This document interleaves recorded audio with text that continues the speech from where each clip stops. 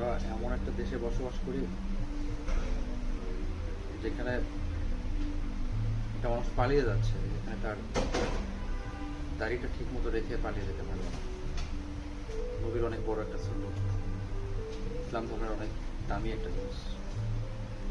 এখন একটা মানুষ কখন এরকম একটা কাজ করতে পারে? যখন তার জীবন বিপন্ন, যখন দেখা যাচ্ছে যে বাঁচার আর কোনো সম্ভাবনা নেই, ফেরার আর কোনো সম্ভাবনা নেই। এখন আমরা যদি মনে করি যে একজন মানুষ অতিরিক্ত জুলুম বা অত্যাচার করার কারণে তার ফলটা এরকম, এটা একটা। আর আরেকটা, আমরা যদি এরকম মনে করি যে এটা তার কর্মের ফল। এখন যে চোর চুরি করে বা যে ডাকাতি করে, তার মধ্যে কিন্তু একটা সর্বাত্মক চেষ্টা থাকে যে আমি চুরি করার পরে, ডাকাতি করার পরে কেউ যেন আমাকে না ধরে, বা কেউ যেন আমাকে না চেনে, কেউ যেন আমাকে না দেখে।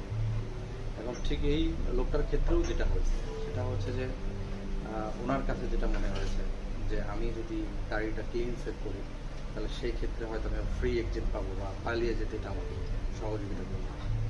কিন্তু এখানে ভাগ্য হয়তো খুব ভালো ফেভার করেনি বা সাপোর্ট করেনি, যার কারণে পালিয়ে যাওয়াটা হয়তো সম্ভব হয় না। এখন একটা মানুষ দাড়ি রাখার আগের চেহারাটা একরকম, দাড়ি রাখার পরের চেহারা। তা এখন আসলে দাড়ি ক্লিন করার পরেও লোকটা আসলে পালিয়ে বাঁচতে পারে, এটা আসলে খুব দুঃখজনক।